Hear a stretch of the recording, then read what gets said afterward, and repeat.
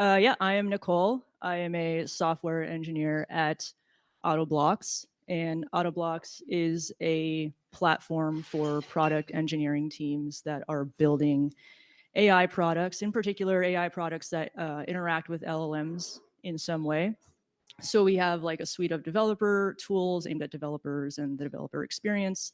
And then we also have a platform that's meant for really the entire product engineering organization to use to better understand how their AI products are performing, how their users are interacting with their AI product, and to just in general make better data-driven decisions about their product. So we use ClickHouse under the hood because we're an event-driven platform. So users send us events about their application. We store those in ClickHouse. And so ClickHouse powers our entire platform, really. So we write a lot of ClickHouse queries, and we're a TypeScript shop. So all of our entire platform is written in TypeScript. So I want to talk today about how we auto-generate TypeScript types and schema validation parsers for our TypeScript queries. But I also want to take you on the journey of how we got there, because I think it's kind of interesting. It actually all started when we started building out our LLM Prompt SDK, which is really just a TypeScript library that it has some opinions on how you should organize and manage and execute LLM prompts within your code base. So I'm going to start with the pain points we were experiencing with that and how we dealt with it. And then, hopefully explain along the way how we realized we pretty much had the same pain points and issues with how we were managing and organizing our ClickHouse queries within our code base. So let me get into that. So I think the two big pain points I had with how we used to do or how we used to organize our LLM prompts in our code base is that we were just keeping these huge long strings just like inlined in functions in our TypeScript code. And it's just kind of awkward to have such huge long functions that are just 99% strings with some like string interpolation. I think this is cut off at the bottom. But the point being that you have to be really careful, especially with LLM prompts, when you have these big strings, especially if they're inside of a function, because when you have these multi-line strings, you need to make sure the very first line is at the top so you don't have an unnecessary new line at the top. And then you have to be careful to de-indent all the way to the left to make sure you don't have a bunch of white space in front of every single line.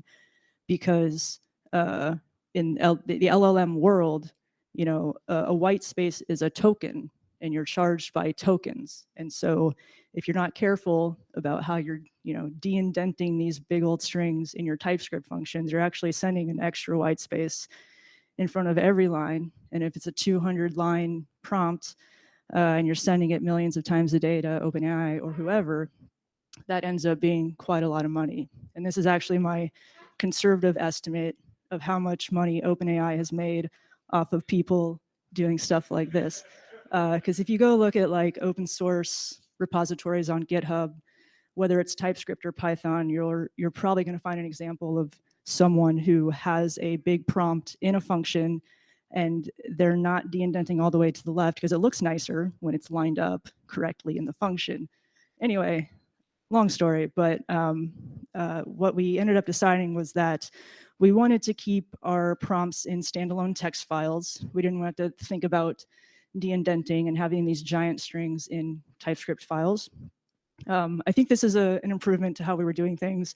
It also makes you, it's kind of cut off, but this is like a folder with files in it. It also makes you like organize your prompts a little better and make you think about how they should be categorized. And it also gives you a bit of a framework. They're not just like scattered randomly throughout your code base and inlined in functions.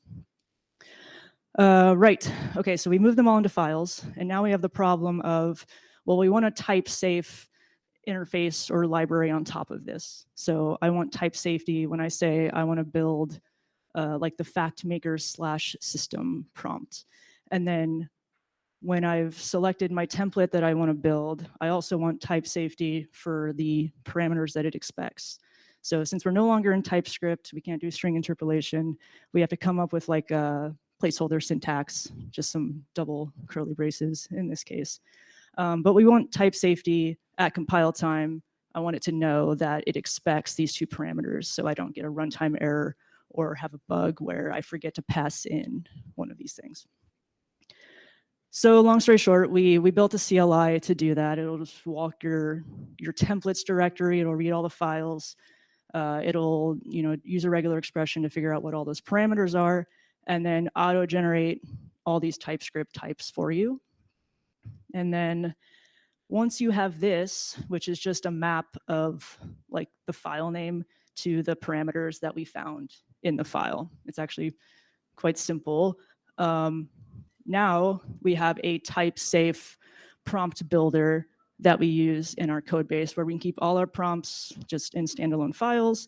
And then we have this class that we call Autoblocks prompt builder that now has a type-safe method where it's aware of all of the options that we have in our prompt templates folder. And then, once you've selected the template, it's aware of all the parameters that are expected. So you're not going to get weird bugs where you have typos or forget parameters for your prompt. Right. So how is this related to ClickHouse? So as we were putting that together and migrating our code base to use it, we realized we pretty much had the same issues with how we were managing and organizing our ClickHouse queries within our code base. So we had the same problem in terms of just, we have these big SQL strings just inlined in functions. At least we don't have to worry about indentation, because as far as I know, ClickHouse Cloud does not charge extra if you pass unnecessary white space. But it's still awkward, I think, to have these big strings just in TypeScript. And then the other issue is that there's not really any type safety here. So like we're using the ClickHouse JavaScript client, which is great, but it just accepts a string query, and you can pass it generics to tell it what the type is, but you still need a human to write out the types. And by the types here, I mean the query parameters and the return value. So this query is just over the Hacker News example dataset, but it expects a few query parameters. So it expects exclude by, which is an array of strings. It expects a topic, which is a string, since, date, time, limit, number. But I have to keep the TypeScript type that are written up there in sync with this query. And then same with the return value. It's grabbing a username, account, and then an array of tuples. And I had to write that type out, which is fine if the type is correct. But often, especially when you're working on large teams and you're changing queries often, or if you're at a startup that's moving quickly, there's definitely a non-zero chance that those types end up not reflecting reality. And even when you do your best, you can still mess it up. So this is actually an example of a bug that we had in our application because I had written an incorrect return type. So like in this query, I thought to year month of the timestamp would return a string, like 2020-01. And I thought count would return a number. But then when you actually execute the query, it's the opposite. Month is a number, count is a string. I think one of these was my fault. The documentation does say that it returns a number. I just assumed wrongly that it was going to be a string. And then I think this is actually just a bug in the client. But it just goes to show you can't trust types written by humans. And so what I wanted to do was to basically do the same thing that we did with our prompt SDK. So first we wanted to move all of those strings, those big ClickHouse queries that we had just like inlined in functions into their own files. This is nice because you get SQL syntax highlighting. It might be imperfect because I think VS Code is not aware of like all of the ClickHouse functions, but it's better than what it used to be. And then it also forces you to like organize your queries a bit and just not have them scattered throughout your code base. So all of our queries are now just in one folder. And then we're going to generate types where the query itself is the source of truth, and we don't have to rely on developers like me to correctly type out the types. So how do we generate types for the query params? Step one was to paste something like this into ChatGPT and ask it to write a regular expression for me. And so this is pretty easy. It's just parsing out the name of the query parameter and then the type. So we get a group for each one. So here we know that exclude by is an array of strings, topic is a string, since is date time, so on and so forth. And then the second part is also pretty easy. We pretty much just need to map every single ClickHouse type to a corresponding TypeScript type. So in this case, I'm using Zod, which is a TypeScript library for like describing a schema. And then it gives you the ability to parse unknown objects and see if they match that schema. But the most important thing that Zod does that we're interested in is that it will also generate static TypeScript types based on a schema. So we're able to programmatically build up this Zod schema and then also get the static TypeScript type. So that takes care of the query parameters. So you can see that like all the string types map to z.string, bool is z.boolean, these are all z.number. And then once you get into like array tuple map, it's just a recursion into the correct type. So like it would just be z.array and then call the function again. So now we have a way to go from just a string query to auto-generating an object that tells us the name of the file. So that's the file path for that query. And then a Zod object that describes the parameters that it expects. Okay, and now how do we generate types for the returned rows?